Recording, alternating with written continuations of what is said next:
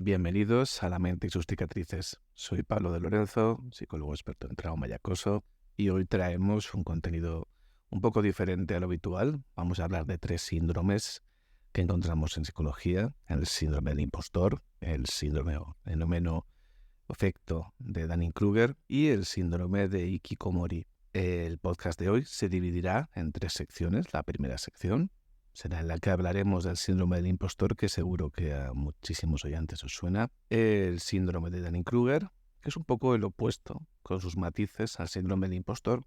Y luego también hablaremos del síndrome de Hikikomori, que puede que lo hayáis oído y es algo más bien frecuente en Japón, pero es algo muy interesante de estudiar y de conocer.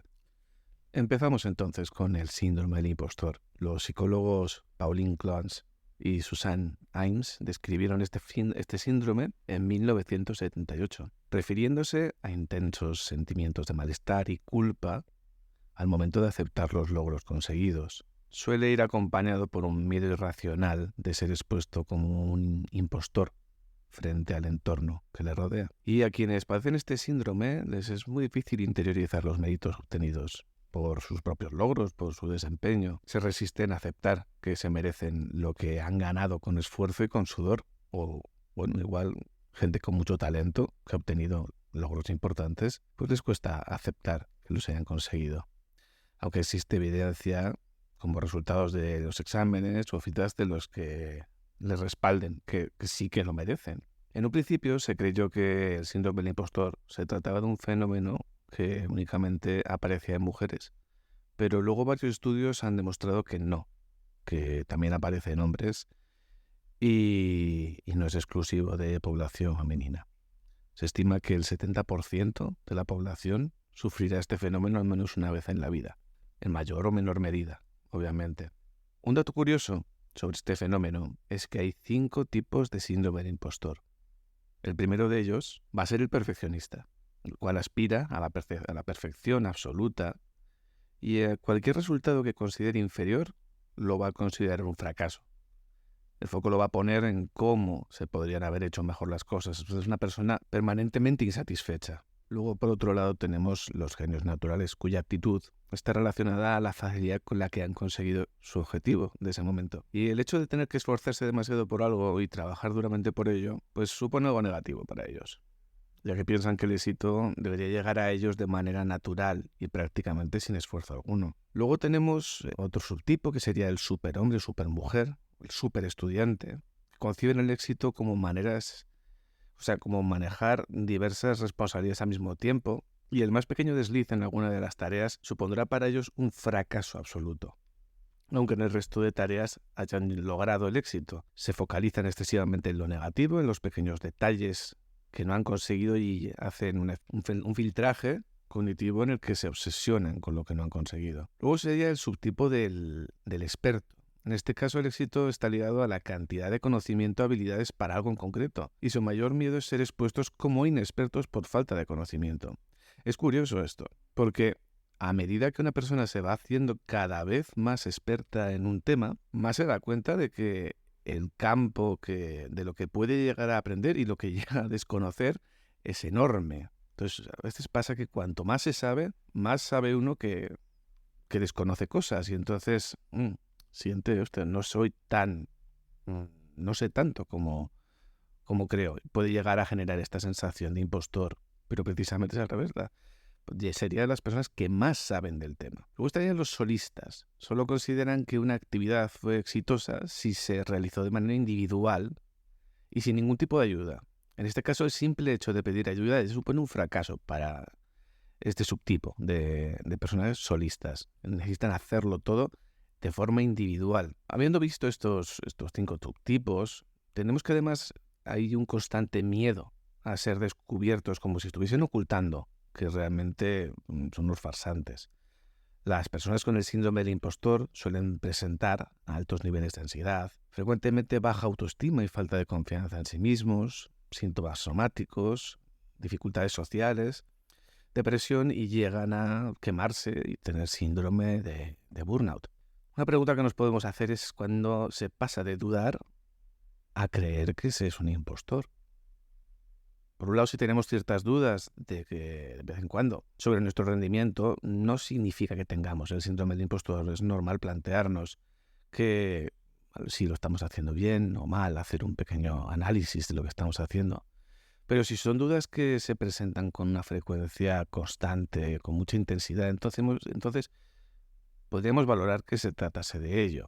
También hay que tener en cuenta que los sentimientos del impostor pueden variar según el contexto. Pueden sentirse unos impostores en el trabajo, pero en la familia no tener ese sentimiento, ni en lo social tampoco. Por otra parte, un requisito fundamental para que se dé este síndrome es que las dudas sobre bajo rendimiento, pocas habilidades o falta de competencia deben de ser erróneas, ya que si efectivamente hay un bajo rendimiento o no se es competente en determinados ámbitos y esto es real, es decir, que nuestra creencia concuerda con la realidad, entonces no tendríamos este síndrome. Directamente pues, seríamos, pues, no estaríamos haciendo las cosas bien prácticamente, porque lo que caracteriza este síndrome básicamente es que lo estamos haciendo bien, pero no nos terminamos de creer. Si realmente lo hacemos mal, no hay síndrome del impostor. Luego la pregunta que tendríamos que hacernos a veces es un fenómeno psicológico o social. Algunos psicólogos plantean que este fenómeno ha de ser considerado una respuesta psicológica a un entorno hostil y disfuncional, muy competitivo, en vez de una afección meramente psicológica que afecta a algunas personas. Pero no se puede dejar de lado el contexto en el que ocurre, ya que el contexto tiene una gran influencia en los individuos y en cómo se autoperciben. Varios estudios han demostrado que las poblaciones que más padecen del síndrome del impostor son personas pertenecientes a minorías étnicas, raciales o religiosas, ya que estos grupos sufren de discriminación y son estereotipados de manera negativa, por lo que resulta coherente que al desarrollarse en una actividad en la que se juzgue que no son lo suficientemente buenos, terminen dudando de sus propias capacidades, acaban desarrollando sesgos, acaban sintiendo que ¿cómo voy a ser yo? De cómo voy a hacerlo tan bien, cómo voy a destacar, pero es algo puramente emocional, cognitivo. En el tratamiento, un estudio relacionado por Bravata recomienda, ante todo, el uso de terapias basadas en la evidencia como la cognitivo-conductual para tratar los trastornos relacionados con mórbidos, o sea, que vengan acompañando este trastorno, porque muy probablemente genere mucha ansiedad, algo de fobia social. No me extrañaría que este síndrome venga de experiencias traumáticas en las que la persona ya se conceptualiza como poco valiosa y por mucho que haga bien las cosas, esa sensación de no valer está anclada dentro de sí mismo. Junto a esto, se recomienda también validar las dudas, miedos, abordando aquellos relacionados directamente con el fracaso y proporcionando muchas veces una terapia de grupo. Contexto donde resalta el trabajo de la regulación emocional y habilidades de afrontamiento. Asimismo, van a destacar también las estrategias de gestión del tiempo. Es importante. A nivel de conclusiones, respecto al síndrome del impostor, podemos decir que es un fenómeno que genera un gran malestar en importantes áreas de la vida de la persona. En la actualidad, dado que no es considerado un trastorno psicológico por los manuales diagnósticos, el DSM, el CIE, no existe un tratamiento específico. Pero bueno, sí que hay maneras, cada monasterio tiene su librillo que seguro que le encuentran una forma de abordarlo, viendo el origen de dónde puede venir. Eso creo que no habría complicación con el profesional adecuado. Por otra parte, en base a la mayor prevalencia en poblaciones vulnerables que generalmente sufren discriminación, se replantea si efectivamente se trata de un fenómeno clínico o un fenómeno social que genera estrés psicológico. Y por último, resulta fundamental que las instituciones y la sociedad reconozcan este fenómeno como real y trabajen de manera activa en su prevención, derribando los estereotipos y ofreciendo climas organizacionales más igualitarios e inclusivos. Para que veamos que esto realmente no es algo que ocurra de forma muy infrecuente, hay famosos que sufren este síndrome. Lady Gaga, por ejemplo, este icono del pop, esta cantante, y que hace cosas bastante buenas y en ocasiones bizarras y llamativas, Fue de las primeras en admitirlo y compartió una frase textual en la que decía que a veces todavía me siento como una niña perdedora en el instituto y solo tengo que levantarme y decirme a mí misma que soy una superestrella cada mañana para poder pasar el día y ser para mis fans lo que necesitan que sea. Aquí podemos ver que si esta chica tuvo bullying, por ejemplo, y se internalizó la creencia de falta de valía, puede confrontarse con una realidad, sentirse que realmente no vale. Tiene casi como que autoconvencerse de que ha llegado al éxito. Por otro lado, tenemos también un actor que igual no os lo imaginabais, Tom Hanks, que fue el ganador de Oscar encima, que comentaba en una entrevista, no importa lo que hayamos hecho, llega un momento en el que piensas, ¿cómo he llegado hasta aquí? ¿Cuándo van a descubrir que en realidad soy un fraude y me lo van a quitar todo? Luego tenemos también Maisie Williams, que es actriz de Juego de Tronos, en la que en una entrevista sobre su carrera como actriz dijo: creo que incluso siendo actriz desde hace más de una década, todavía tengo el síndrome del impostor, donde te preguntas, ok, ¿esto es realmente lo que sucede que estoy haciendo? ¿Qué se supone que estoy haciendo? ¿A dónde he llegado? Bueno, vemos que es algo que es bastante frecuente y es muy interesante. A las personas que os pase, que estéis escuchando esto, que, por ejemplo, seáis investigadores en un campo de la ciencia o historiadores o lo que sea, y tengáis cada vez más sensación de que no os lo merecéis, de que no lo podéis estar haciendo bien, pues muchas veces, cuanto más tengáis esa sensación, es que mejor lo estáis haciendo. Pero bueno, esto ya es una percepción personal. La cuestión es que hay que permitirse autovalorarse de manera eficiente, ni sobrepasarse de forma narcisista, ni sentirse que uno no vale y restar todo éxito, todo mérito al éxito que uno tiene. Si alguien quiere leer un poquito más sobre el síndrome del impostor, ¿vale? Hay un libro de Mitchell N. que se llama Síndrome del impostor. Merezco estar donde estoy. Es del año 2022. Por si queréis leer un poquito más sobre ello. Ahora vamos a pasar un poco a la contraparte del síndrome del impostor, teniendo en cuenta que el síndrome del impostor siente que realmente no debería estar donde está o que no sabe tanto como cree que sabe y siente que es un fraude. Vamos a ir a la contrapartida, salvando sus matices, obviamente, y vamos a hablar del efecto síndrome de Dunning-Kruger. La teoría que da pie al efecto Dunning-Kruger va a surgir en 1990 cuando David Dunning y Justin Kruger, ambos psicólogos sociales estadounidenses y profesores de psicología, deciden realizar una investigación para saber si realmente las personas incompetentes creían serlo. Forma parte de lo que llamamos como sesgos cognitivos, el efecto Dunning-Kruger. Y las conclusiones del análisis fueron que algunas personas incompetentes no son capaces de hacer una autoevaluación objetiva de sí mismas y no son conscientes de su falta de competencia. La causa, según los investigadores, se encuentra en la metacognición, que es el conocimiento, concienciación, control y naturaleza de los procesos de aprendizaje, la capacidad de darnos cuenta de pensar sobre cómo pensamos.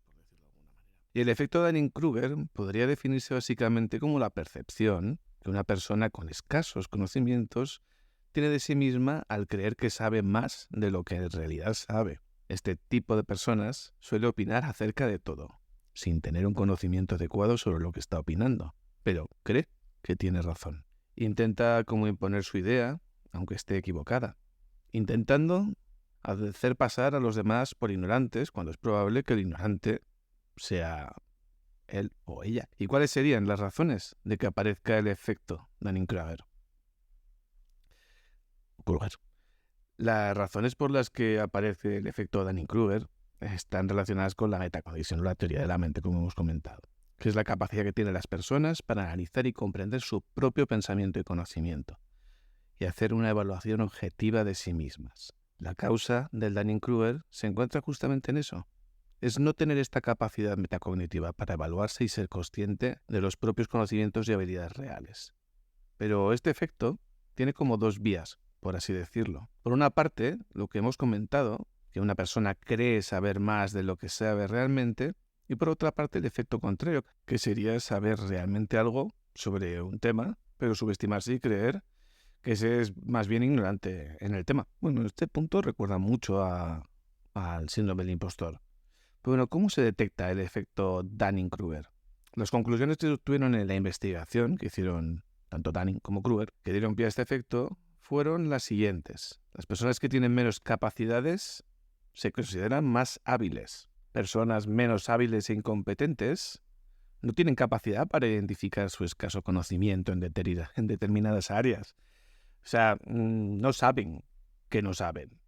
Si este estilo de personalidad incompetente y menos hábil ganase más conocimientos y desarrollara sus habilidades, tendría la capacidad de reconocer su falta de conocimiento y habilidades previas. Por este motivo, una posible fórmula de detectar el efecto de Dunning-Kruger es realizar unas preguntas atendiendo a las conclusiones que acabamos de mencionar. Por ejemplo, serían las siguientes. ¿Eres capaz de identificar tus limitaciones? ¿Crees que tienes más conocimientos y habilidades que muchas personas? ¿Sabes reconocer las capacidades de otras personas? ¿Crees que puedes aprender mucho más de lo que ya sabes? Otra forma de detectar el efecto, y que ya ha sido utilizado por algunos investigadores, es la realización de un cuestionario sobre una temática en la que teóricamente el individuo es un experto. Y ahí se ve que se realizarán preguntas teóricas y prácticas para que la persona demuestre sus conocimientos reales. Y luego se le pide una valoración sobre lo que dice o cree saber y se compara con los conocimientos que realmente demostró sobre la prueba. Si hay una gran diferencia entre los dos parámetros, habría indicios de que esa persona está afectada por el efecto Dunning-Kruger. Por ejemplo, si ha obtenido una nota de 5, pero él se autovalora con un 8 o con un 9, aquí tendríamos una persona afectada por el efecto síndrome de Dunning-Kruger. ¿De qué formas perjudica a la empresa el efecto Dunning-Kruger? Bueno, pues perjudica a las empresas cuando son las personas de autoridad quienes lo sufren, ya que al ser un líder o un jefe pueden tomar malas decisiones, generando consecuencias negativas para la empresa, creyendo que saben la leche sobre un tema y realmente están tomando decisiones estúpidas y absurdas. Por otra parte, puede afectar al candidato, es decir, a que sea el que entrega el currículum quien sobrevalore sus propias capacidades y el reclutador, al no ser consciente de ello, puede elegirlo como nuevo empleado con consecuencias negativas que esto puede generar. Y creo que a nadie nos gustaría caer en este efecto. Entonces, ¿cómo podríamos evitar que nos ocurra? Una de las claves para evitar caer en este efecto es trabajar con confianza, pero desde la humildad, es decir, desarrollándose siendo objetivo con respecto a las debilidades y fortalezas de uno mismo y tener siempre ganas de aprender. Es muy difícil saber acerca de todo y tener la razón absoluta. Entonces, fomentar el continuo aprendizaje hace ver que siempre tenemos cosas que aprender y que por lo tanto no sabemos ni somos más que nadie. Como hemos visto a veces en el efecto del impostor, el síndrome del impostor, cuanto más conocemos de algo, más sentimos que no sabemos porque más vemos que queda por explorar. Simplificar en exceso nos puede llevar a pensar que sabemos demasiado. Vamos a hablar de varias curiosidades relacionadas con síndrome de Dunning-Kruger. La primera que vamos a llamar es MacArthur Wheeler y su zumo de limón. En el año 1995, en Pensilvania, MacArthur Wheeler un día decidió asaltar y robar bancos en Pittsburgh a plena luz del día. Hasta aquí podría ser como muchos otros casos. Sin embargo, algo diferenció este de los demás. Wheeler no utilizó ninguna máscara, traje o antifaz que pudiera ocultar su identidad. Entró en los bancos sin protección, paseándose por los establecimientos como quien anduviese por su casa. A este le faltaba llevar las pantuflas. Gracias a las cámaras de seguridad fue detenido poco después, pero esta historia todavía no queda aquí. Cuando le detuvieron, no tardó en demostrar su asombro. Estaba convencido de que las cámaras de seguridad no podían haberle grabado, porque según él se había embadurnado de zumo de limón. Y esto tiene una explicación. El zumo de limón se utilizaba para hacer tinta invisible. Wheeler pensó que si se llenaba la cara de zumo, pasaría inadvertido en las grabaciones de las cámaras de seguridad. Es decir, si se podía hacer tinta invisible, también invisibilizaría su cara. Evidentemente, antes de llevar a cabo su plan, había probado en su casa. Decidió hacerse una serie de fotografías con su cámara Polaroid tras echarse el zumo y verificar así que se volvía invisible. Las imágenes no mostraban su imagen, pero esto no fue por el zumo, claramente. sino porque debido al escozor del zumo en sus ojos, desvía los disparos de la cámara haciendo que no saliera en las fotografías. Con esto podemos ver que uno puede saber mucho, o sea, sentir que sabe mucho y puede llevarle a, con perdón, cagadas muy grandes. Espero que os haya gustado esta explicación de un poco lo opuesto del síndrome del impostor. Y ahora vamos a una temática que es muy interesante, es bastante triste también, que sería el síndrome de hikikomori. El término hikikomori, traducido al castellano desde el japonés, significa apartarse o reclusión. Este término se utiliza para referirse a aquellos que padecen la condición, a los chicos hikikomoris, y para referirse a la condición en sí, al síndrome de hikikomori. El primero en estudiarlo y definirlo fue el psicólogo japonés Tamaki Saito, que en el año 98 describió el síndrome en su libro Aislamiento social, una interminable adolescencia. El autor usó esa palabra para referirse al 500.000 de japoneses, un 80% hombres, que vivían prácticamente recluidos en sus casas estudiando, trabajando, jugando a videojuegos, etc., durante más de 6 meses. Así que inicialmente se usaba la palabra hikikomori para referirse a los japoneses que no salen de casa. En la actualidad se estima que entre 700.000 y 2 millones de personas en Japón pueden sufrir este síndrome. Es una barbaridad. El uso excesivo de la tecnología, el aislamiento que esta puede acarrear, han hecho que el síndrome se extienda por todo el planeta. Ya no solamente Japón, hay una tecnología apabullante. Encontramos personas que viven aislados física y socialmente ya en cualquier parte del mundo, incluido en España. Estas personas no están 100% recluidas, pueden salir esporádicamente al exterior. Los hikikomori son capaces de salir de manera esporádica al exterior para adquirir productos de primera necesidad, como por ejemplo comprar comida para temporada. Y cuando hacen esto suelen hacerlo en horas donde no hay demasiadas personas, como la noche o a primeras horas de la mañana, de manera que el contacto social sea el mínimo posible. Y generalmente si pueden pedir las cosas online o a domicilio, pues lo hacen a domicilio. Estas personas, los hikikomori, con frecuencia han sido sobreprotegidos desde la infancia por su familia. Y por esto no es frecuente que la condición se desarrolle en jóvenes de clase media alta, donde los padres pueden encargarse de mantenerlos económicamente, sin obligar a trabajar o a estudiar a la persona afectada por el síndrome. Entonces, con la connivencia de los padres, se puede quedar encerrado en casa. Y a nivel demográfico, los hikikomori se caracterizan por vivir sobre todo en países industrializados y muy desarrollados. Además, la etapa en la que comienza este síndrome suele ser en la adolescencia, por lo que a veces se desarrolla el síndrome con una crisis de identidad propia de la adolescencia, pero no es lo mismo. Por otro lado, la afección es mucho más común en hombres, aunque también puede afectar a mujeres, y quienes presentan esta condición en general no suelen presentar condiciones subyacentes como trastorno bipolar, esquizofrenia o cierto retraso cognitivo. Se produce un aislamiento de la realidad. En Japón y en el resto de países donde se da este fenómeno, es común que las habitaciones de los hikikomoris estén sucias y desordenadas. En psicología esto está asociado con una falta de organización interna, un exceso de ocupaciones o la pereza, pero a su vez puede ser reflejo de algún desorden mental. Además, el uso y abuso de videojuegos e Internet crea un ambiente donde la persona puede dedicarse durante jornadas enteras a jugar en línea, ver películas, manga, anime o simplemente la televisión. A esto hay que sumar el deseo de aislarse del exterior hasta el punto de mantener cerradas las cortinas para impedir que entre la luz, que no se puede saber ni qué hora es. Esto también suele estar relacionado con un patrón de sueño inverso. Se mantienen activos durante la noche y duermen durante el día. La mala relación con los padres también suele ser frecuente. Tiene una relación más bien instrumental para que les den comida, dinero, les paguen el internet. Entonces pueden tener comportamientos tiránicos, exigentes y agresivos hacia ellos. Son un poquito adolescentes tiranos.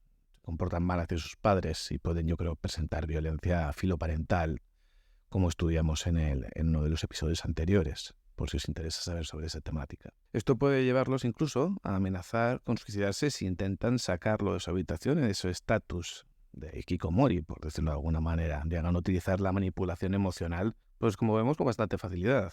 Como causas, no se conoce con exactitud cuál es la causa de este síndrome. Se puede especular un poco también que tiene un origen, si lo buscamos en lo social, como una especie de claudicación respecto a las expectativas que se tienen de ellos en un mundo pues un poco deshumanizado. Pero generalmente se asocia su origen al entorno familiar o social de la persona, junto a la presencia de inseguridades o decepciones relacionadas con esos entornos. Una muy alta exigencia es algo que puede provocar este síndrome. De esta manera, el origen del síndrome también podría encontrarse en diferentes causas. Una extrema timidez, problemas familiares, agorafobia, que no se trata bien y acaba convirtiéndose ya en que no sale ni de su habitación. Haber sido o ser víctima de bullying puede provocar un miedo tremendo a salir de casa y, y la reclusión es una de las fórmulas evitativas. El rechazo social puede ser también otra causa, con la evitación como consecuencia. Patologías relacionadas con la fobia social o con la ansiedad social, que básicamente pues, es parecido a lo que he comentado. Y trastorno estrés postraumático, que básicamente la evitación de todos los estresores que le puedan reactivar. Tema de alerta, pues si han tenido bullying, si le han pegado, si le han humillado, si le han maltratado fuera de casa, pues igual prefiere no salir de ella, lo cual no ayuda a la solución de este cuadro. Tenemos que diferenciar entre el hikikomori y la simple adicción al Internet. Esto es importante. La adicción a Internet es una patología que muchas veces se puede confundir con el síndrome de hikikomori, ya que guarda similitudes en síntomas, como la pérdida de interés en el trabajo o estudios y los problemas con las relaciones interpersonales. Los hikikomori se aíslan totalmente, dejan de tener vida social y simplemente están en su habitación, no salen y no hacen nada más que jugar y estar en el ordenador. Música o lo que sea, pero no salen del cuarto. Sin embargo, la adicción a Internet pues son condiciones distintas. La principal diferencia se encuentra en que la adicción a Internet presenta síndrome de abstinencia. Además, se presupone que el deterioro funcional deriva de la adicción a Internet, mientras que los hikikomoris, la adicción a Internet es consecuencia del deterioro funcional y de las cosas que suelen hacer. Se convierten en uno de los recursos que tienen. Se hacen adictos a Internet porque tampoco tienen muchas más cosas que hacer. En algunos casos, el acceso a Internet puede representar también algo beneficioso para los hikikomori, ya que presenta casi la única vía para conocer a otras personas con problemas similares o intereses en común. Por ello, en algunas circunstancias el uso de Internet podría significar una mejora en la situación y no un signo de empeoramiento de los síntomas, pero la evaluación debe estar siempre hecha por un profesional, porque la línea es bastante difusa. Y eso nos lleva a preguntarnos, bueno, ¿cómo sobrevive un hikikomori? Los síntomas del síndrome con frecuencia aparecen gradualmente y suelen empeorar, comienzan a empeorar en cuanto el síndrome va evolucionando. Y estos síntomas serían confinamiento voluntario, dormir de día, evitar cualquier clase de actividad que implique relacionarse socialmente, descuidar la higiene y salud personal, problemas para expresarse verbalmente, conductas exageradas o agresivas al ser cuestionados sobre su comportamiento, uso de medios digitales para sustituir la vida social. Recuerda un poco al trastorno de personalidad esquizoide, aunque se ven matices distintos. ¿Qué hacer con un hikikomori? Dado que se trata de un trastorno social moderno, no existe un tratamiento específico, sino que se suelen usar enfoques estratégicos diferentes. Por ejemplo, los enfoques terapéuticos, médicos psiquiátricos, se encargan de tratarlo como un desorden de conducta. Significa que desde un principio se lleva al hospital al paciente y se le suministran medicamentos orientados a la superación de la fobia social. Después de superar esta fase, comienza a tratarse el paciente mediante psicoterapia, generalmente cognitivo-conductual, de manera que el paciente pueda ser capaz de reconstruir la vida social que perdió y sus habilidades sociales se pueden restaurar. Posible que en algunos casos la psicoterapia se tenga que complementar con ciertos fármacos, ya que se ha podido llegar a unos niveles de deterioro personal muy altos. Encontraremos el enfoque psicosocial. Esta estrategia percibe al síndrome como una ruptura con el entorno, que desde la perspectiva del paciente es el único que ofrece seguridad. En este caso, se envía al paciente a una clínica o una casa donde pueda convivir con más pacientes del mismo síndrome. Posteriormente, cada uno de los pacientes ejecuta actividades donde pueden relacionarse con otras personas que comparten el trastorno. Y en paralelo se realiza psicoterapia grupal e individual con cada paciente, todo orientado a obtener mejoras en el trastorno. Y en España, vamos a hablar de un caso, comenta el doctor García Campayo, quien trata con personas que sufren del síndrome de Hikikomori. Mantuvo una conversación online con uno de sus pacientes ya curado, y en este caso era un chico joven que aún asistía al instituto, y lo que cuenta es lo siguiente. Nos menciona que no sabe cuándo exactamente comenzó a tener este comportamiento, sino que simplemente empezó a sentirse más cómodo si permanecía en casa que si asistía a clase. Mentía y contaba excusas para lograr quedarse en casa. Su explicación era que no se fiaba de la gente. Tenía miedo al rechazo, ya que les ridiculizaran, y en casa estaba a salvo. En Internet proyectaba la imagen de él que hubiera querido ser, una especie de alter ego, alguien ingenioso y deportista, no como era realmente, un chico aislado y alejado del mundo, y con muchos complejos. En este caso, su madre se encargaba de ordenar y limpiar su habitación. Él no se ponía a que estuviese limpia, simplemente no quería salir de ella. Cuando comenzó el tratamiento con su psiquiatra, el cual tuvo que atenderlo en su propio domicilio, ya llevaba 1 año sin salir de su casa. Únicamente se movía de su dormitorio al baño. Confirma que el tratamiento que recibió le ayudó a salir de casa poco a poco. Le obligaban a estar un tiempo en la calle y a ver a gente. También le cortaron el acceso a Internet progresivamente. Y se ve que se hizo un tratamiento de exposición a la socialización. Ahora se encuentra bien si está fuera de casa. Ya no siente ese miedo a estar en la calle o el temor al rechazo de la gente. Se han dado muchos otros casos, por ejemplo, en el Hospital del Mar en Barcelona, donde se trató a 164 pacientes con este trastorno. El periodo de aislamiento medio de los pacientes es de 39,3 meses, siendo 30 años el periodo máximo. Aunque la mayoría de las personas que permanecían más de 4 años aisladas también mostraban trastornos mentales de una severidad importante. Y cabría hacer un diagnóstico diferencial, una comparativa con el trastorno de la personalidad esquizoide, en el que la persona se recluye y deja de desear la sociabilidad, pero aquí añadimos el tema del aislamiento es mucho más prolongado. Bueno, hay factores que yo creo que requiere un programa completo como para poder analizar cosas en este sentido. Que llegaremos programas sobre trastornos de la personalidad, lo cual creo que es muy, muy interesante y a los oyentes os puede gustar mucho.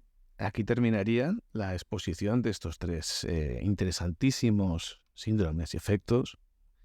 El síndrome del impostor, efecto síndrome de Dunning-Kruger y el síndrome de Hikikomori. Espero que os haya gustado escuchar esta explicación y recordar que podéis mandarnos al correo electrónico lamentesysuscicatrices@gmail.com cualquier duda, cualquier solicitud de tema que os interese tratar, pregunta que nos queréis hacer, que podamos responderos públicamente. Y también agradecer a la estudiante de psicología Alexis Senec por la ayuda logística al realizar el programa. Así que muchas gracias por vuestra atención y nos vemos en el próximo episodio.